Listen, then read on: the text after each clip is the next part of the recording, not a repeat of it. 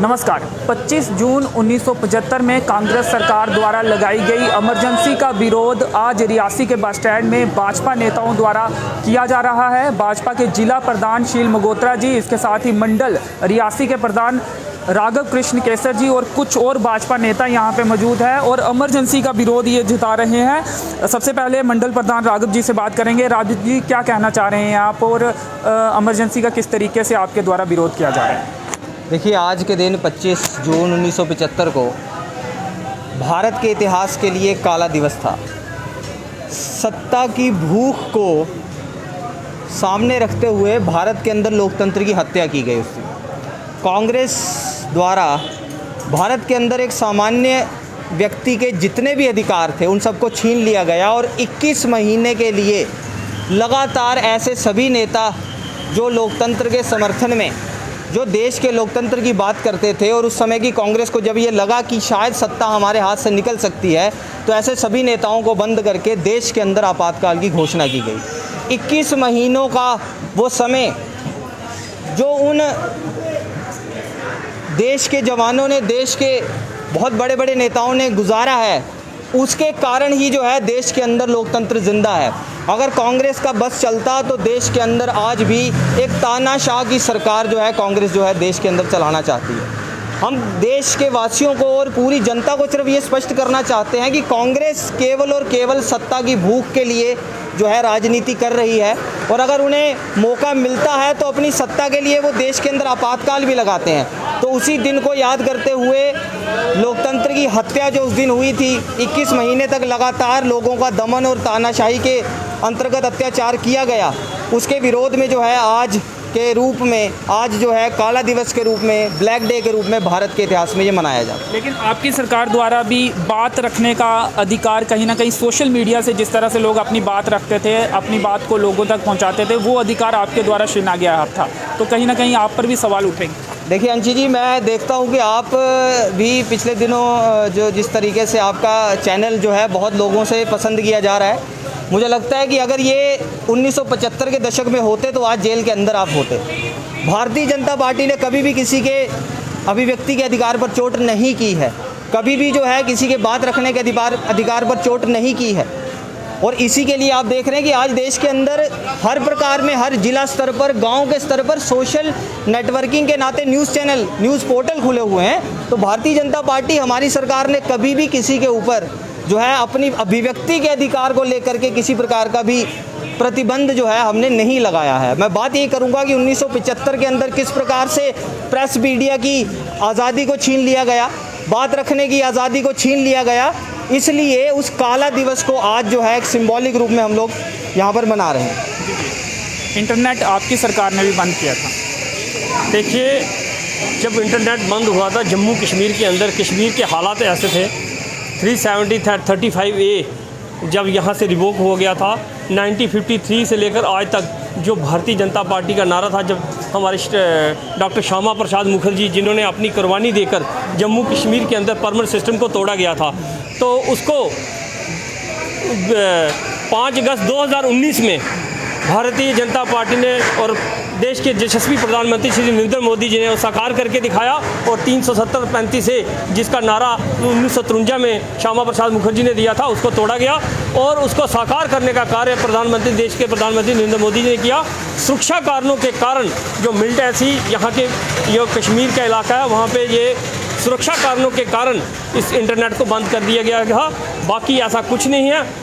जब से भारतीय जनता पार्टी देश के अंदर सरकार रही है, मेरे से पहले मेरे वक्ता ने जब आपको बताया कि जब 1975 में ये आपातकाल लागू की गई थी, जैसे प्रेस मीडिया को और हमारे जो इस देश के नेता थे, जो पूर्व प्रधानमंत्री स्वर्गीय अटल बिहारी वाजपेयी जी, पूर्व उप प्रधानमंत्री श्री हमारे अडवाणी जी, लाल कृष्ण अडवाणी जी और जयप्रकाश नारायण जी, जितने इन लोगों को भी जेल में बंद कर दिया गया, प्रेस मीडिया की आज़ादी को छीन लिया गया।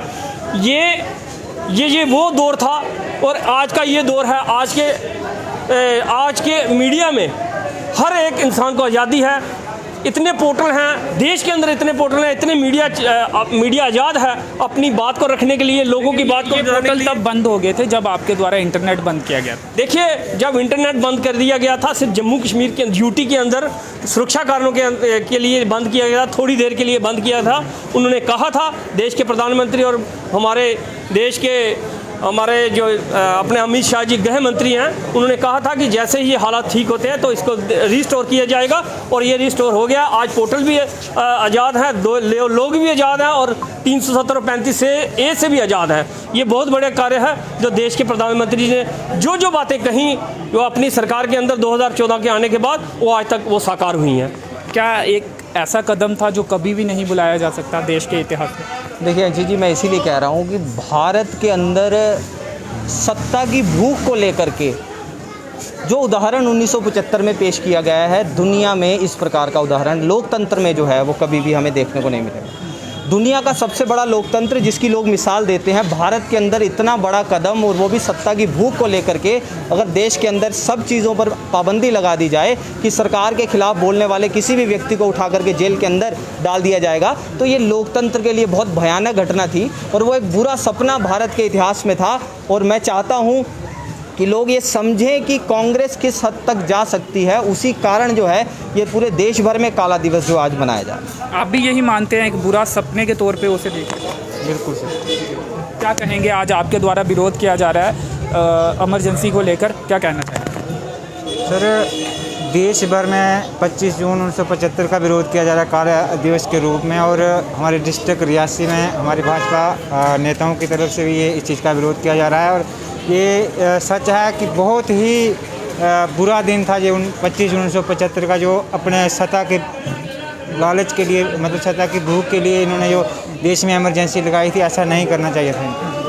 क्या कंट्रोल नहीं हो पा रहे थे हालात, इसको देखते हुए इमरजेंसी का फैसला लिया गया होगा, या फिर वो जो सत्ता का नशा था वो कहीं ना कहीं सवार था राजनेताओं पर? मुझे लगता है कि सत्ता का नशा उनके ऊपर इतना चढ़ गया था कि वो, हमें याद है कि जब हमारे इस पूरे देश के अंदर 2 ही मेंबर पार्लियामेंट हुआ करते थे, तब भी हमारे देश के जो यशस्वी प्रधानमंत्री रहे हैं स्वर्गीय श्री अटल बिहारी वाजपेयी जी, उन्होंने कहा था कि एक दिन ऐसा आएगा देश में भारतीय जनता पार्टी की सरकार होगी और पूर्ण बहुमत से होगी, और उस समय कांग्रेस को इसका जवाब देना पड़ेगा। और कांग्रेस इस समय कांग्रेस मुक्त हमारा रियासी ज़िला भी हो चुका है, और ये जो उस नशे में जो चूर थे, उस में हम चाहते हैं कि ये लोगों को याद रहे कि वो 1975 वाला दौर और आज का ये दौर है, इसमें कितना अंतर आ चुका है। अब देश में लोगों को आज़ादी है, बोलने की आज़ादी है, चलने की आज़ादी है, कुछ कार्य करने की आज़ादी है।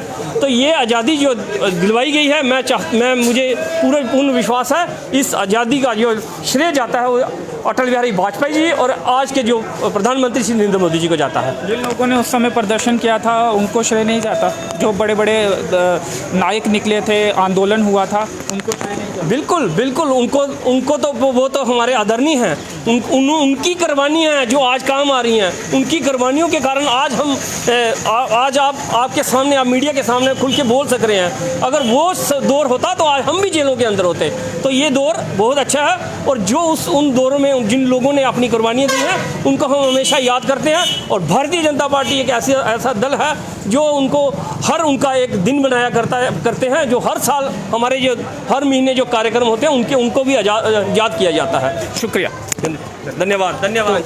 इमरजेंसी का विरोध भाजपा नेताओं द्वारा आज रियासी के बस स्टैंड में किया जा रहा है। काली पट्टी भी अपनी बाजुओं में भाजपा नेताओं ने बांधी हुई है, और साफ तौर पे 25 जून 1975 को जिस तरह से इमरजेंसी लगाई गई थी, आपातकाल घोषित किया गया था, उसको लेकर गुस्सा भी इन नेताओं में है। और इनका कहना है कि ऐसे कार्यों को कहीं ना कहीं इसका विरोध होना चाहिए, और जो नई पीढ़ी है उनको भी इस बारे में बताया जाना चाहिए कि किस तरह से सत्ता के नशे में चूर उस समय के नेताओं ने किस तरह देश में आपातकाल घोषित किया था। तो चलिए, फ़िलहाल इस कवरेज में इतना ही। मेरे सहयोगी नरेश भगत के साथ मुझे दीजिए अनुमति। धन्यवाद।